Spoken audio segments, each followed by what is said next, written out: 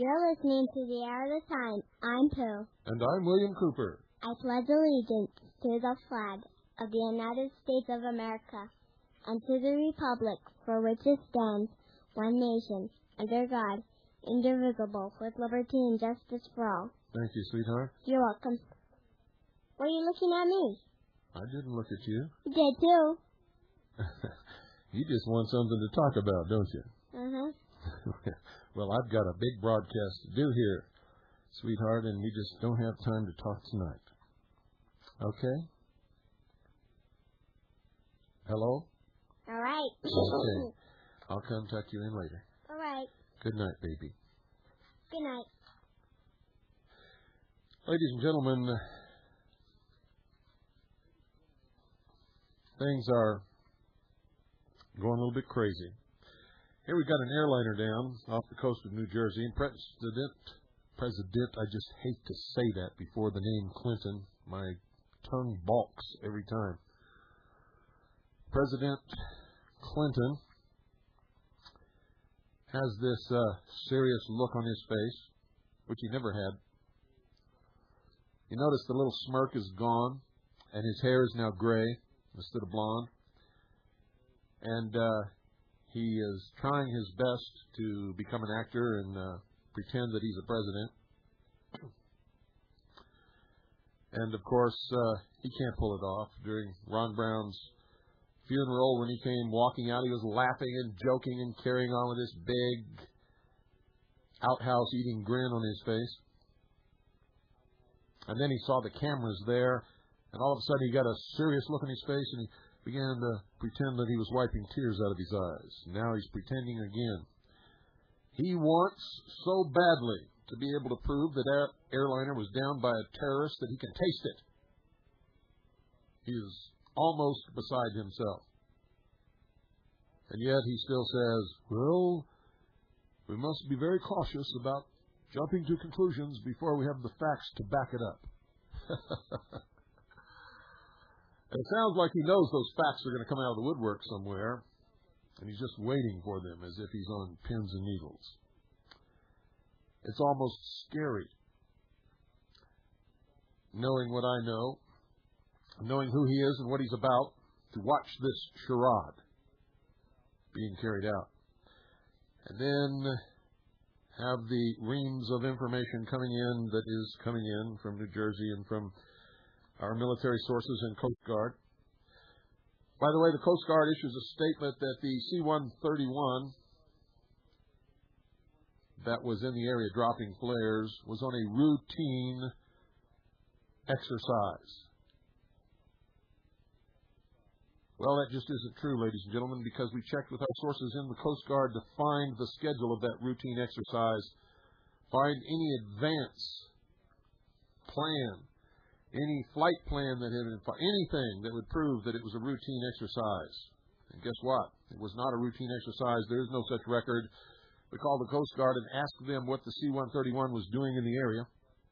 They said it was a routine exercise and had been planned for several weeks.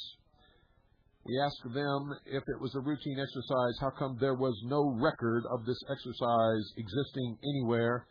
And guess what the Coast Guard did? They hung up on us instantly. Oh, yes. Just like Oklahoma City, just like Waco, just like Ruby Ridge, the intelligence service will get to the bottom of it. I can guarantee you that.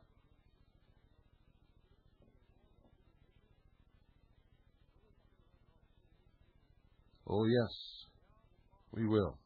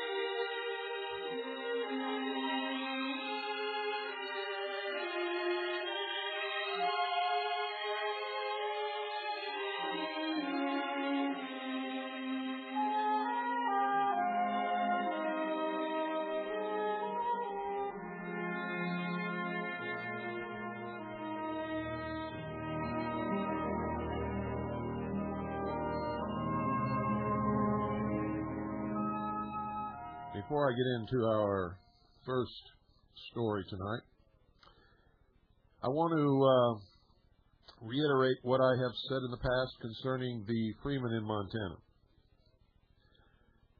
And that is that Leroy Schweitzer, several years ago, I don't know exactly how many, at my request, sent me a huge package of his research and findings in the common law and in the legality of what he was just then beginning to do, which he called at that time writing money orders. I don't know what it ended up being called. And I looked over this package, which was about 6 inches thick, ladies and gentlemen, tremendous amount of research and legal documentation. And I could find absolutely nothing wrong with it. Nothing whatsoever. And I said that on the air many times. I also said that I disagreed that a group of people who have so criticized the Federal Reserve System should be doing essentially exactly what the Federal Reserve System has done and began to create money from nothing. To me, that is hypocrisy. I could not go along with that. And so did not approve or condone that action, and still do not. Also, I know that some of the freemen in Montana, near Jordan, had committed what I consider to be some very terrible, bad things against their neighbors.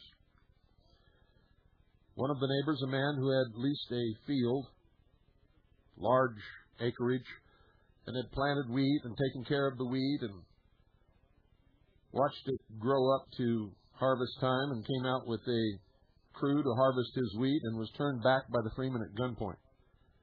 We know this is true. There were several witnesses. We've spoken to the man, to the witnesses. We know that the Freeman farm was 900 and some odd acres, but a township, ladies and gentlemen, is 1 square mile.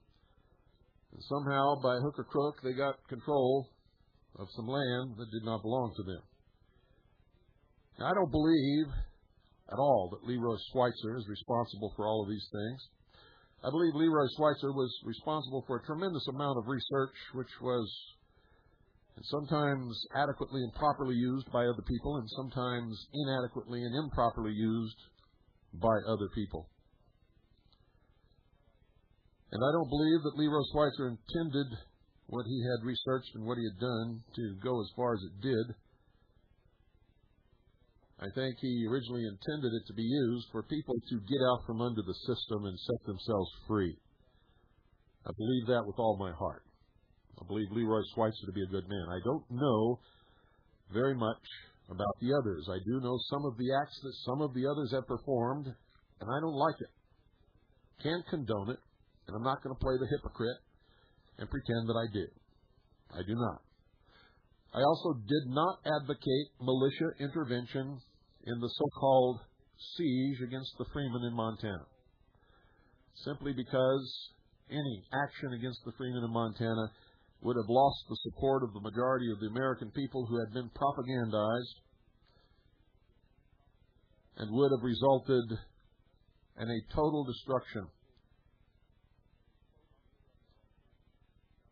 of those who would fight for freedom and whom we need to fight for freedom eventually, when we can do so and when we must do so and when we're forced to do so in the ultimate conflict that is to come. It was not the place or the reason to risk everything in a military action. You see, ladies and gentlemen, our numbers are many, but compared to the general population, they are few. Compared to the technology and the forces that we face, they are few.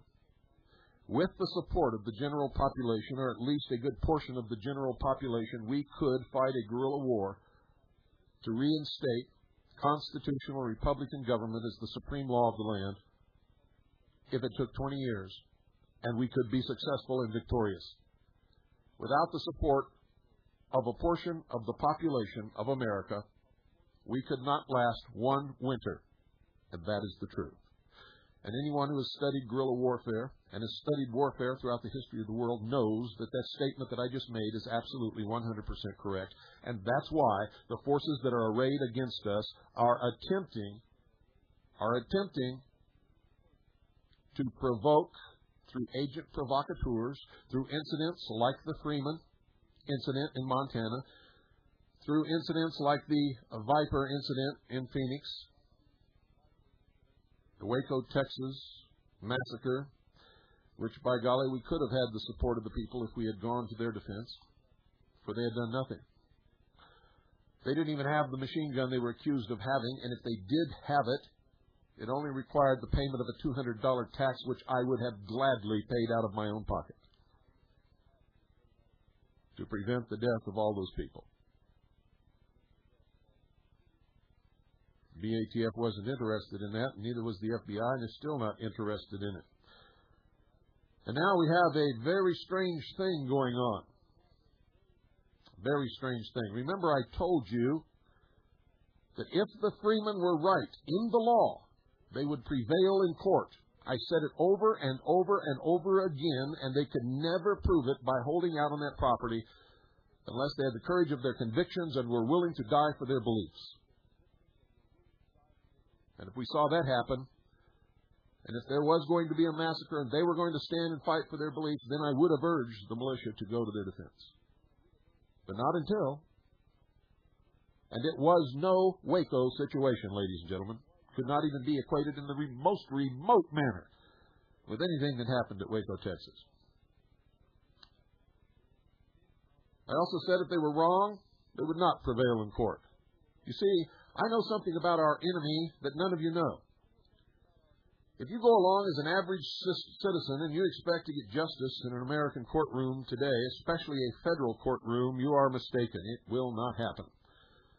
Most of you people who run around and you read a couple of books and you go and you read a couple of statutes at large and you think you understand the law and you go into court and try to represent yourself, you're not going to have any justice in court either.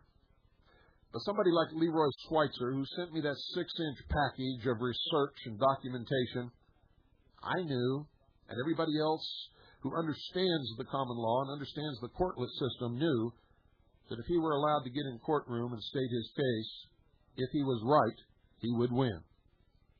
He would prevail. And that's the truth, and I told you that over and over again on this broadcast. And we'll continue to tell you that. But if they didn't understand the law, if they were full of BS and their research was wrong, they would lose. They would not prevail. Because our enemy, the Illuminati, stands upon law. They will subvert the law. They will pervert the law. They will go around the law. They will stand the law upon its head whenever they have a stupid, dumb citizen in front of them who doesn't know anything about the law. But when they have someone who understands and knows the law standing in front of them, they give that person the utmost respect, ladies and gentlemen. They always have.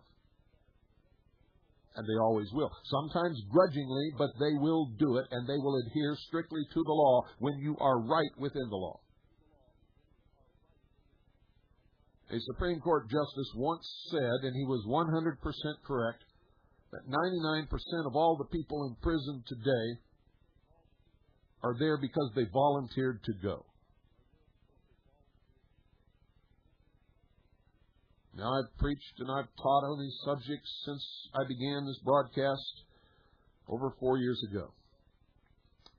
And tonight we have a report from Pat Shannon.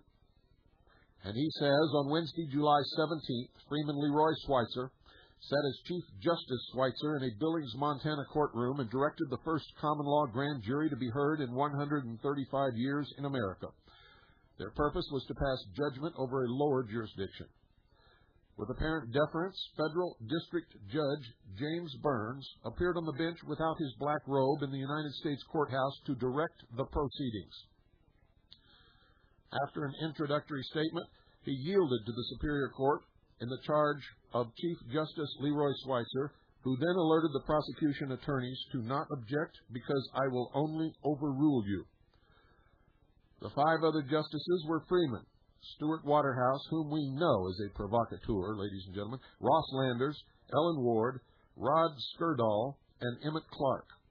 They flashed a smile of pride each time Judge Burns referred to their old friend Leroy as Chief Justice Schweitzer.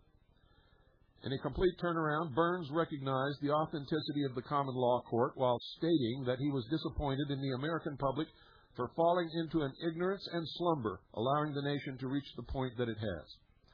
Chief Justice Schweitzer then took over the proceedings and presented the facts to the board of other 5 justices. This common law venue is what they have been asking for since long before any confrontation with the FBI and other law enforcement. Amazingly, it was granted. Chief Justice Schweitzer cited the national Constitution and that of Montana and dozens of sections from the United States, Titles 26 and 28, and supplemental U.S. codes to prove the judicial authority of this court to act. The justices conferred for a short time before issuing the order of the Superior Court to abort the forthcoming trial of the freemen by the federal judiciary and to release them from custody. The 22 American nationals have now been acquitted of all charges. Unless someone from the federal side of this legal fracas can quickly find something unlawful about this proceeding, this common law grand jury decision will prevail. Today, Tuesday, the written order of the court served upon the Yellowstone County Sheriff, the clerk of the county court reporter, and the aforementioned District Judge James Burns on Monday. The freemen expected to be released in a matter of days. The national media have ignored this story, either because they are not aware of the historical significance or because the suppression from above by their superiors overweighs their ability to do so, or perhaps both. Most people say this is incredible, maybe too incredible to suit many. There's got to be a catch here, they say.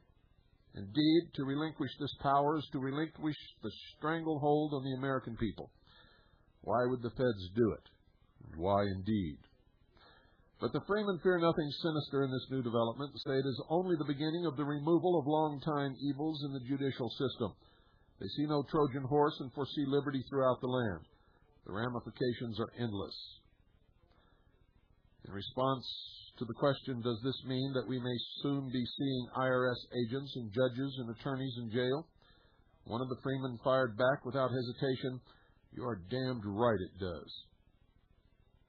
Too good to be true? Or is it? That story from Pat Shannon.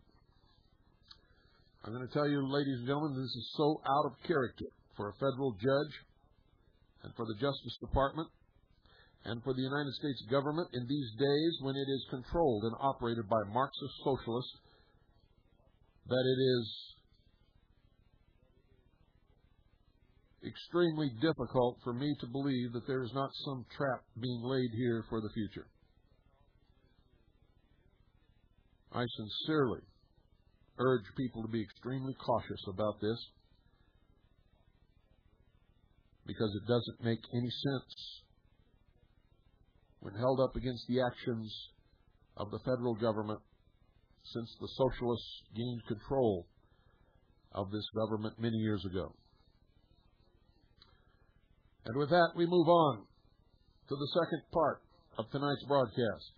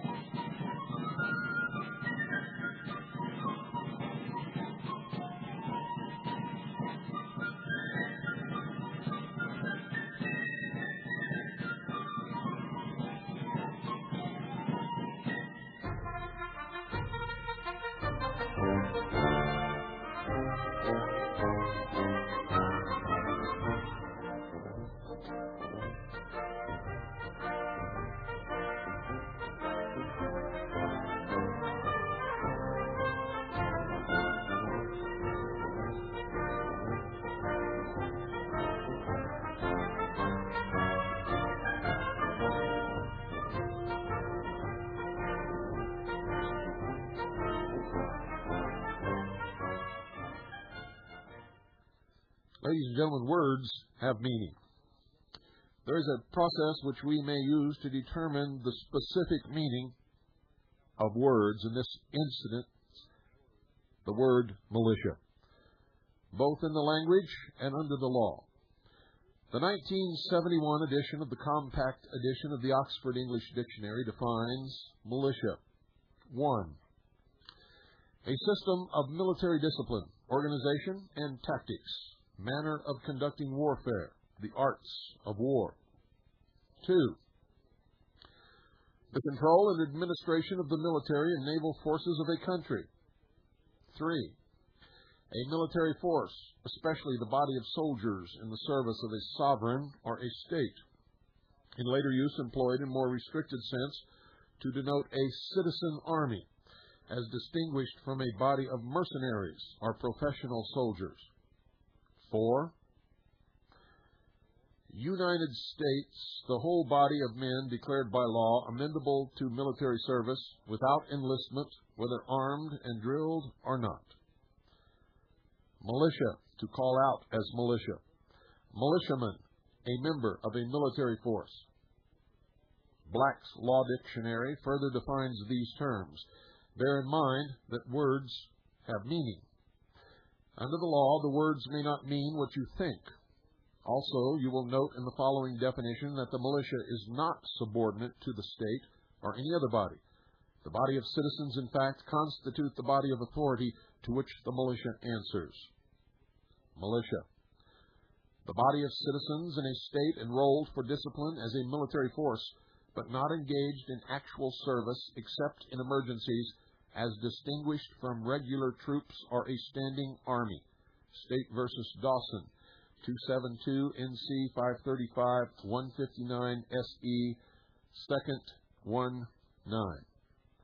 Militiaman comprehends every temporary citizen soldier who in time of war or emergency enters active military service of the country. Critchlow versus Monson, 102 Utah 378 131 P. 2nd, 794, 798. The first U.S. document in law is the unanimous declaration of the 13 United States of America, commonly known as the Declaration of Independence. It sets out the reasons and justifications for our separation from England and the Revolutionary War that followed. The document places the decision and the power in the hands of the people, and was clearly meant to be enforced by the militia, a citizen's army. That army, the Continental Army of the Republic, the First Continental Army of the Republic, won our independence. The Declaration of Independence clearly states, that whenever any form of government becomes destructive of these ends, it is the right of the people to alter or to abolish it, and to institute new government, laying its foundation on such principles and organizing its powers in such form as to them shall seem most likely to effect their safety and happiness. But when a long train of abuses and usurpations, pursuing invariably the same object, evinces a design to reduce them under absolute despotism, it is their right, it is their duty to throw off such government and to provide new guards for their future security. It becomes much clearer, ladies and gentlemen. Our founding fathers discussed the meaning and purpose of the militia frequently. I suggest you read the whole of the Federalist Papers, number 24 through 34. You will find a complete argument for the militia as a citizens' army, consisting of the whole of the people, designed to allay the public fears of a despotic central government. The following statements, among many others, may be found. Quote, if the representatives of the people betray their constituents, there is then no resource left but in the exertion of that original right of self-defense, which is paramount to all positive forms of government. End quote.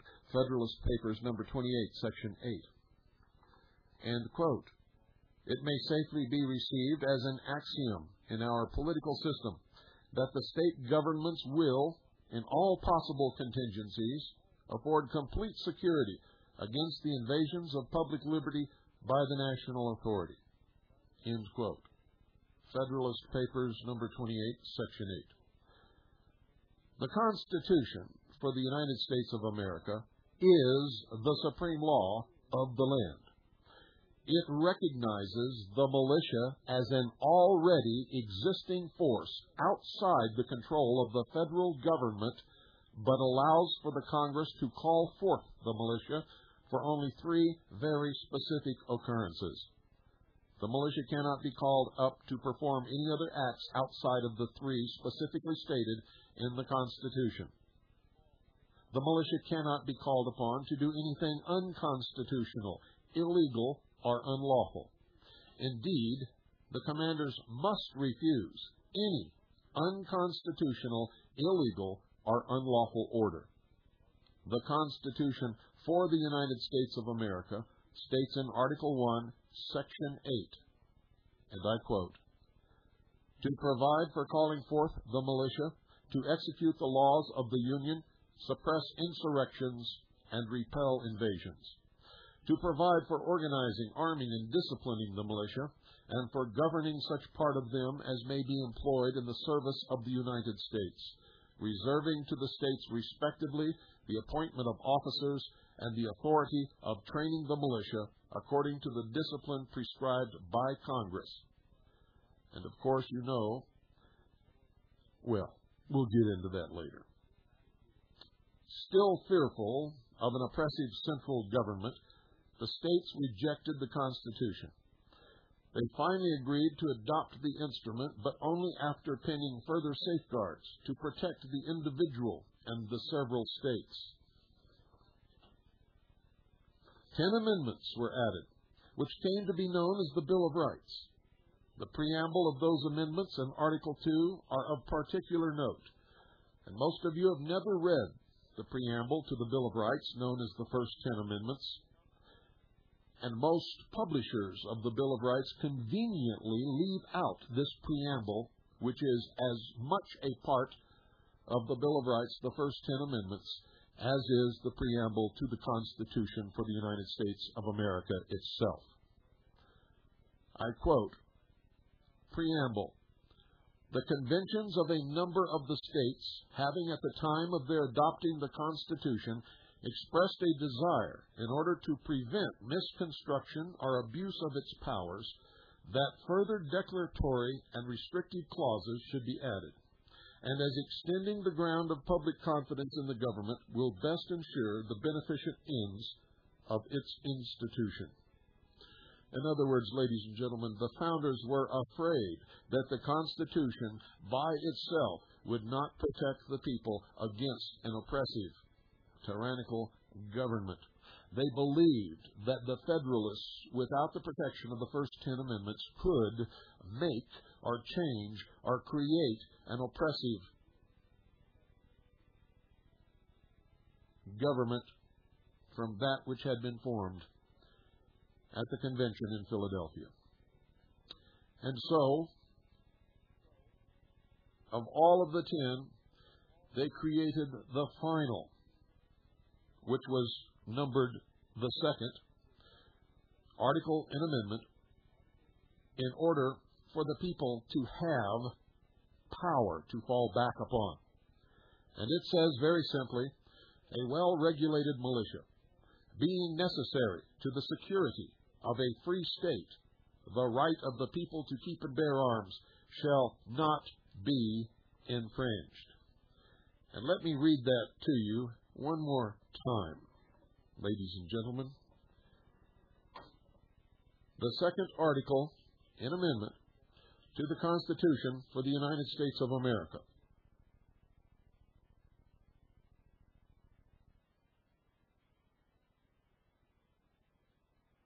Shall not be infringed.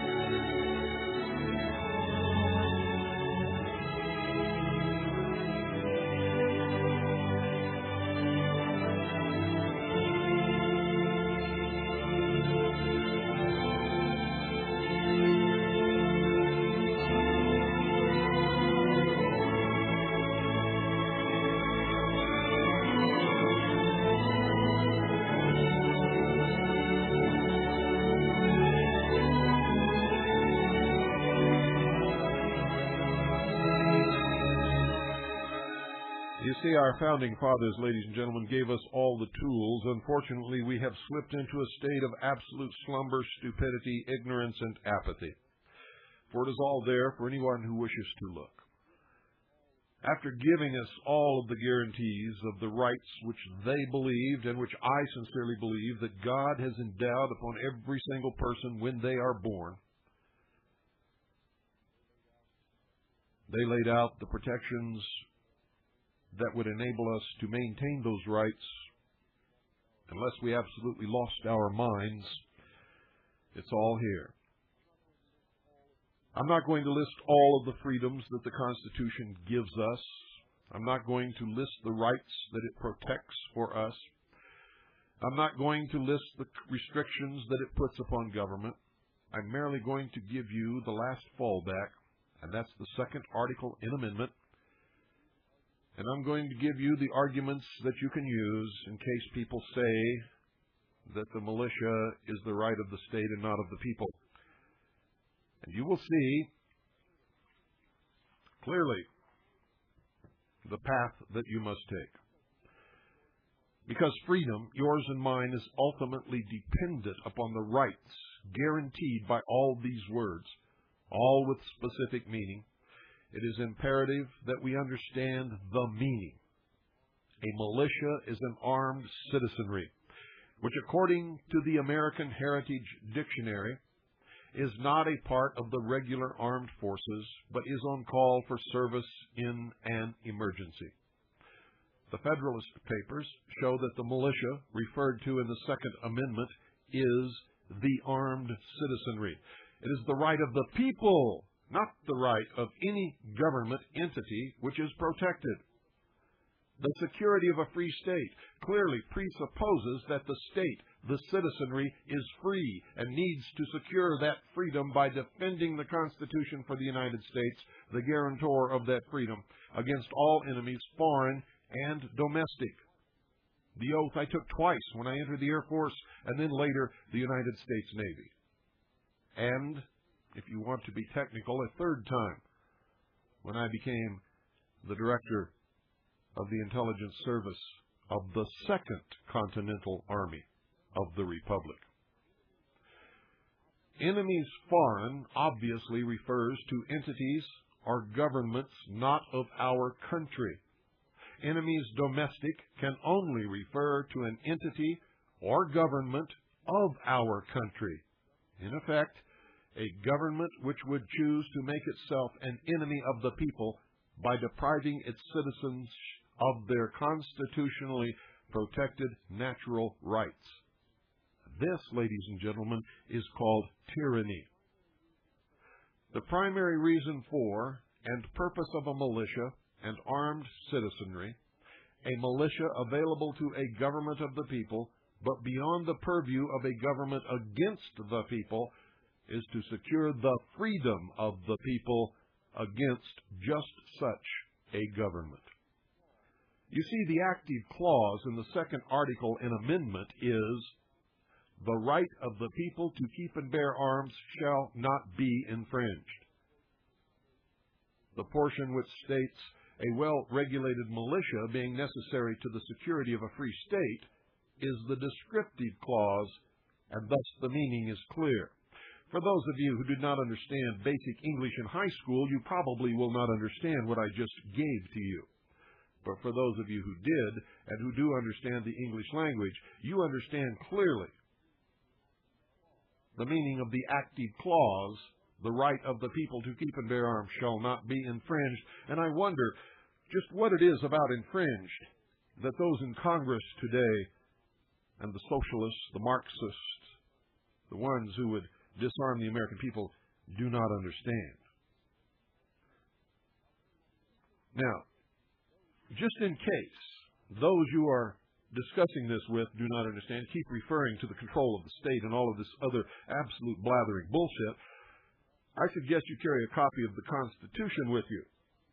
And when that article of objection or argument emerges from their lips, as it usually does, I would simply point out Article 9, that is, Article 9 in amendment of the Bill of Rights, which clearly states, quote, the enumeration in the Constitution of certain rights shall not be construed to deny or disparage others retained by the people. Notice it says nothing about state. It says retained by the people. And Article 10 in amendment, the last article of the Bill of Rights, simply states, quote, the powers not delegated to the United States by the Constitution, nor prohibited by it to the states, are reserved to the states respectively or to the people. End quote. It's very clear, ladies and gentlemen, that the enumeration in the Constitution of certain rights shall not be construed to deny or disparage others retained by the people. And if the Constitution does not specifically deny those rights to the people, they remain with the people and belong to the people. And in Article 10, it specifically states that if the power is not delegated to the United States by the Constitution, nor prohibited by it to the states, are reserved to the states respectively. But notice that if the state does not take the reins and execute its power, then it is reserved to the people, and the people have the right to exercise the powers. Which means if your state does not provide for a militia that cannot be called up by the federal government, a militia that will protect the Constitution for the state and for the United States, then it is up to the people to provide such a militia. And the Constitution protects those rights completely and totally. The Constitution also gives the people the right to contract, and says that the right to contract shall not be, ladies and gentlemen, taken away, interfered with, disparaged, or anything else. Read it for yourself. It is absolutely incredible that most people do not understand what it is that they were born with, nor do they understand the instrument penned by our founding fathers to protect what we were born with. The militia, as you have just learned, is a citizens' army made up of the whole of the people, protected by the Constitution for the United States of America, for the purpose of guarding against betrayal by their representatives, to afford complete security against the invasions of public liberty by the national authority. And if either occurs, it is their right, their duty, to throw off such government and to provide new guards for their future security, and that is not all. John Rowland puts it this way: some commit the non sequitur that reserving the training of militias and the training of their officers to the states as provided in Article 1, Section 8, Paragraph 16, means delegating an exclusive power to the state governments. It is clear from the language and from historical analysis of the development of the Constitution that reserving to the states only means the power is denied to the national government. For the framers, the state was the people of the state, not the government of the state. When they wanted to indicate the government of a state, they used the language of law which defined the state, legislature of the state, as they did in Article 1, Section 8, Paragraph 17. It was left to the people of each state to decide what powers, if any, to delegate to their state government for organizing and training militias and for the appointment of the officers. In the absence of such delegation of authority under common law and established practice during the period in which the Constitution was adopted and right up to this day, the authority defaults to local communities. The practice was for militias to be organized by county or township, usually under the authority of the highest elected law enforcement official, such as the sheriff or constable.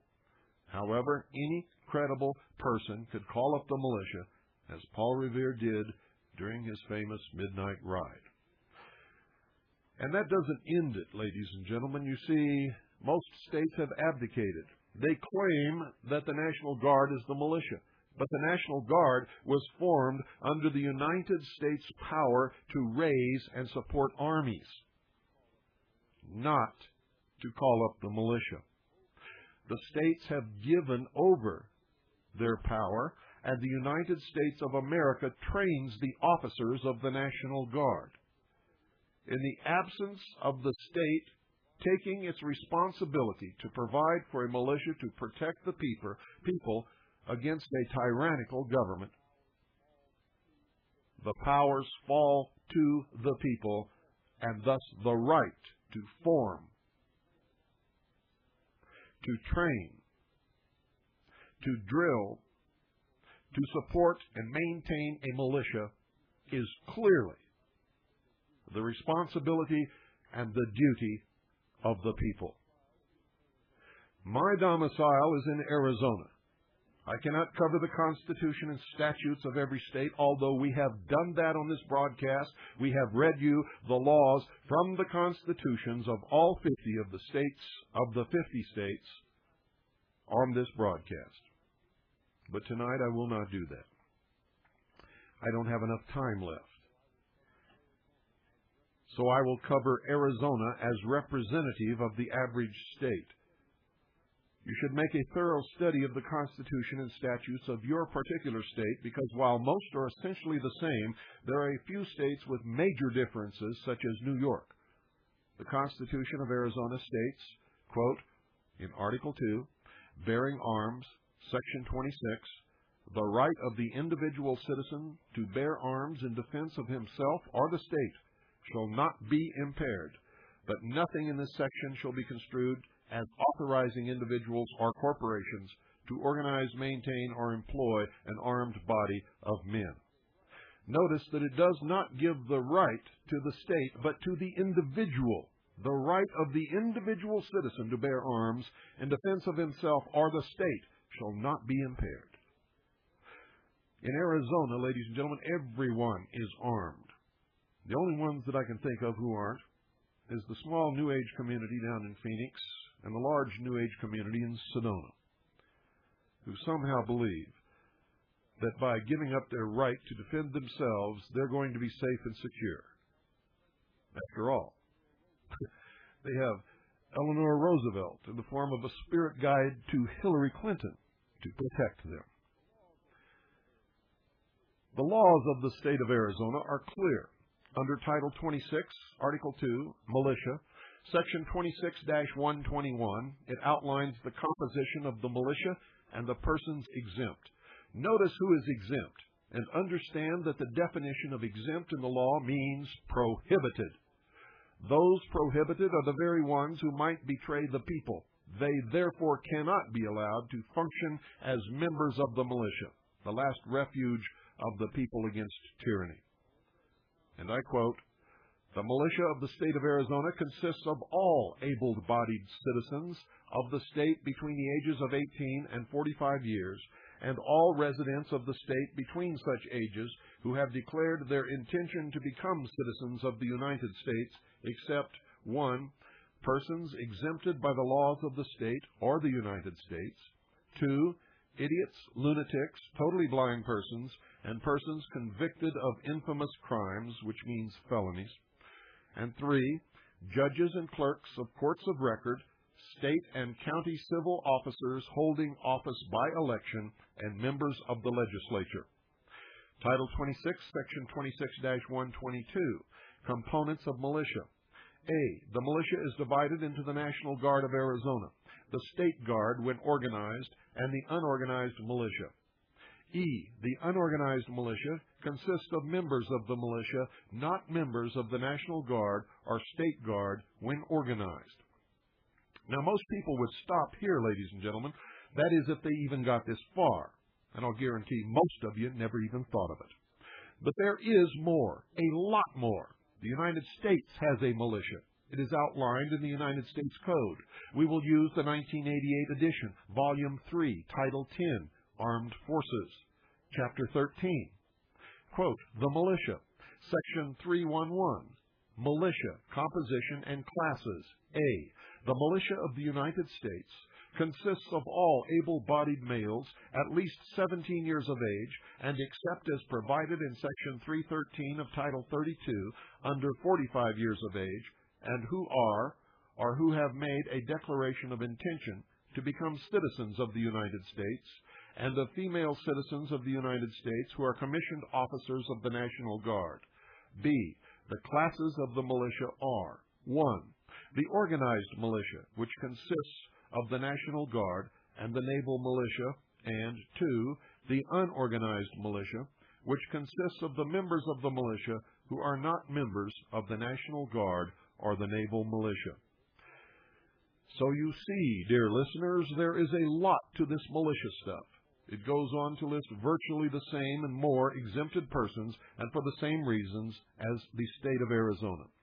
Title 32 mentioned makes persons who were honorably discharged from the armed forces members of the militia until the age of 64 years, the maximum age that one may become a member of the National Guard, up until no longer physically or mentally able to serve.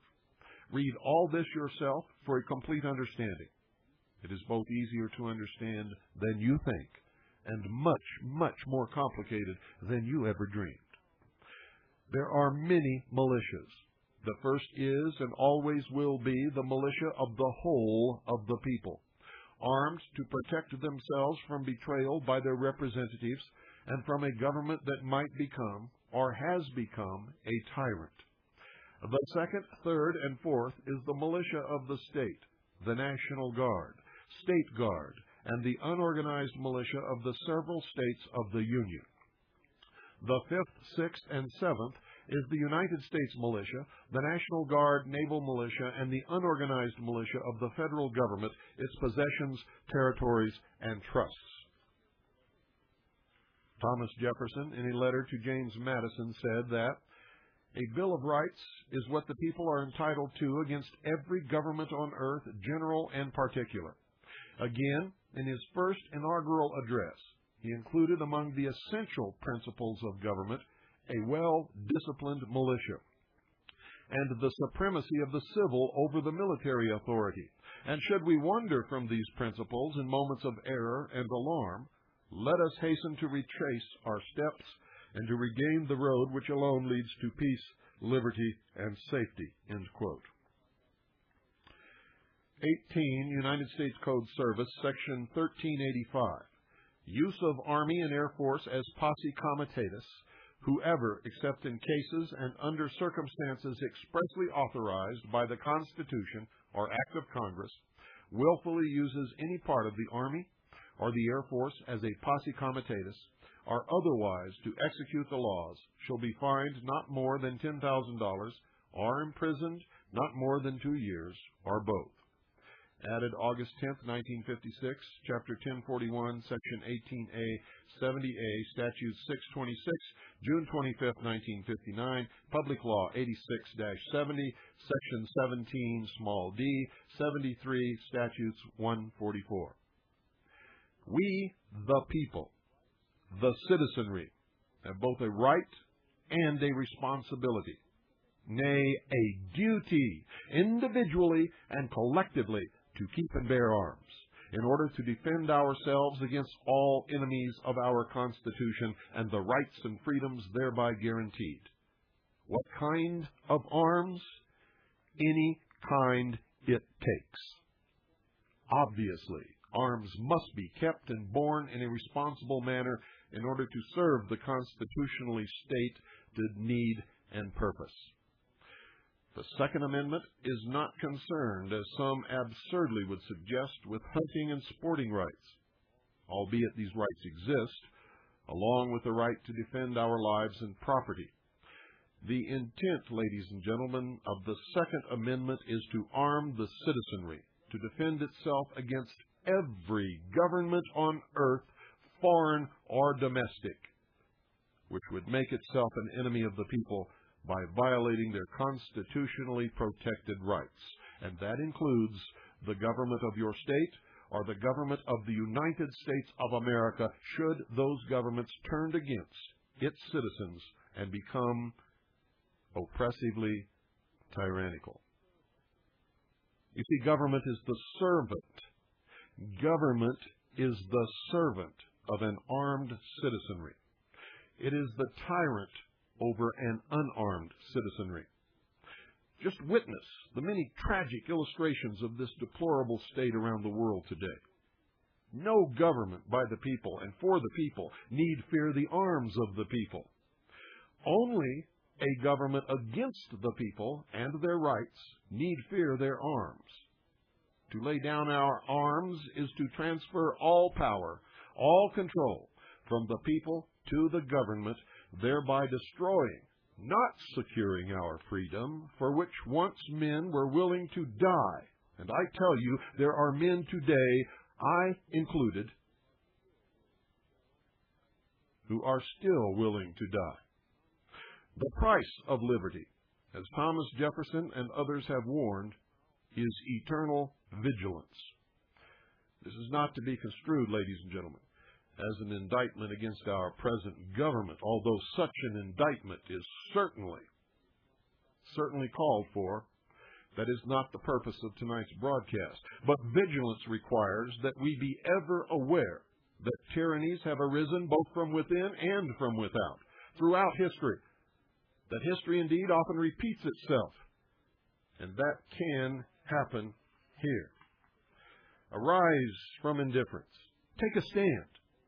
Unite, form militias, and advise your congressmen of your resolve. Remind them that their duty is to serve the people as provided by our Constitution, and that any action which would violate our constitutionally protected rights will not be tolerated.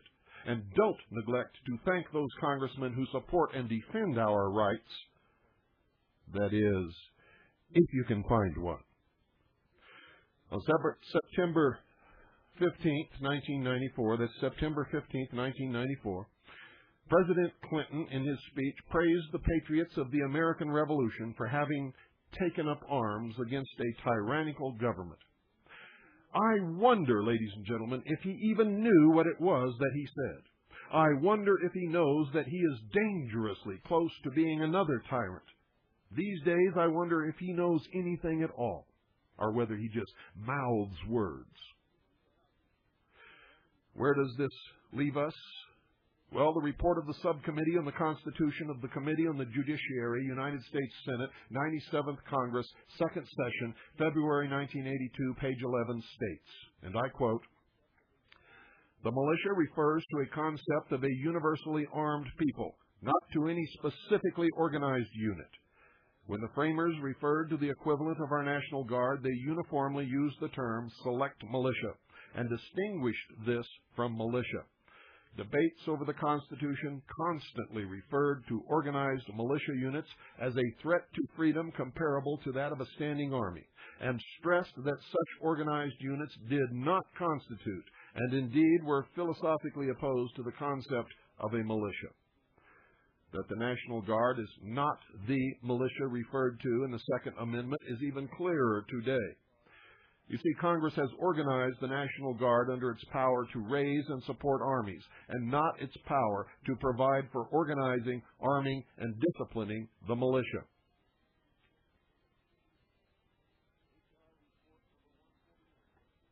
H.R. Report number 141, 73rd Congress, 1st Session, February the 5th, 1953. This Congress chose to do in the interests of organizing reserve military units which were not limited in deployment by the strictures of our power over the constitutional militia, which can be called forth only to execute the laws of the Union, suppress insurrections, and repel invasions. The modern National Guard was specifically intended to avoid status as the constitutional militia, a distinction recognized by Title 10, United States Code, Section 311A. End quote. A militiaman is simply any citizen in his capacity as a defender of the community who is obliged to do so within his or her ability. Militiahood is a role which citizens may play as the situation requires. It is not a permanent condition. But just as each citizen has a duty to defend the community, he also has the duty to prepare himself to play that role effectively and to join with others in his community to train and to function as organized forces, and the elected officials of his community have the duty to facilitate that organization and training. If those officials fail in their duty, the militiaman must carry on without their participation. The militia can only be called up by the federal government for those things specifically outlined in Article 1, Section 8 of the Constitution for the United States of America. Militiamen cannot answer a call from the federal government for any other purpose. The militia may be called up by a state governor for many reasons other than those cited in the U.S. Constitution. No militiaman can ever answer any call which would involve him or his militia unit in anything that is illegal, unlawful, or unconstitutional. No militia unit or militiaman can ever accept or carry out any order which is illegal, unlawful, or unconstitutional. If the federal or state government ignores the restraints put upon them by their constitutions and constitutional laws, the militia is obligated, it is their duty to march upon that government and enforce the laws of the state and of the federal government and restore those constitutions as the supreme law of the land. Good night, ladies and gentlemen, and God bless you all.